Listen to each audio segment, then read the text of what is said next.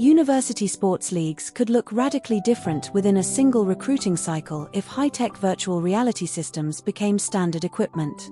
Instead of spending every afternoon on a physical field, athletes would strap into headsets and haptic suits that simulate game-speed action with absolute precision. Training would shift from repetitive drills to fully immersive game simulations. Quarterbacks could face blitzing defenses hundreds of times without ever taking a hit, while basketball players could practice late-game pressure shots with 5 seconds left on the clock, again and again, while sensors track every step, glance, and heartbeat. The biggest impact might be on mental preparation. VR can recreate stadium noise, opponent tendencies, and high-stakes moments, letting athletes build muscle memory for calm under pressure. That kind of cognitive training could turn a mid-tier team into a championship contender simply by making every player more composed in the final minutes.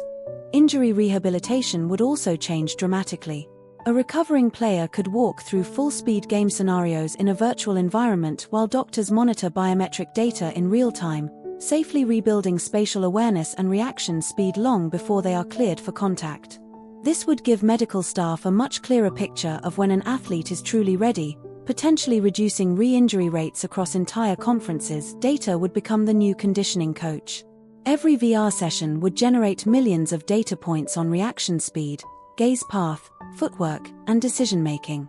Coaches could analyze patterns across an entire league, tailoring each athlete's training to their exact neural and physical profile, and adjusting game plans based on data that was previously unavailable. Smaller universities without massive athletic budgets could finally compete on a more even playing field.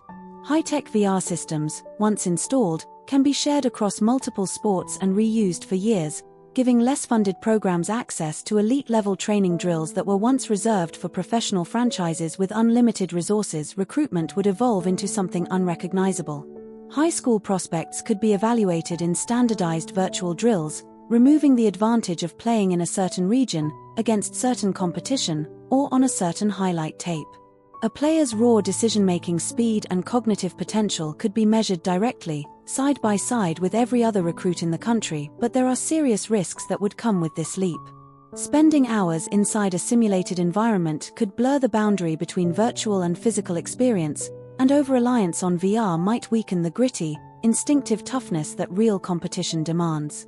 Not everything learned in a headset transfers cleanly to a live opponent, especially contact, balance, and reading subtle human cues. Ethical and regulatory questions would surface quickly. Who owns the massive amount of biometric data generated by student athletes? Could a league use virtual reality metrics to cut players, cap scholarships, or influence contract decisions? Could coaches force extra VR sessions during off days? Universities would need strict, transparent policies to keep innovation from becoming surveillance. If university sports leagues fully integrated high-tech virtual reality training systems, the entire culture of college athletics would shift in less than a decade. Practices might happen as much in cyberspace as on the field, championships could hinge on data-driven design more than raw talent, and the divide between powerhouses and underdogs might disappear entirely. The real question is not whether this future is possible, but whether the sport itself would still feel human once every player has a digital twin.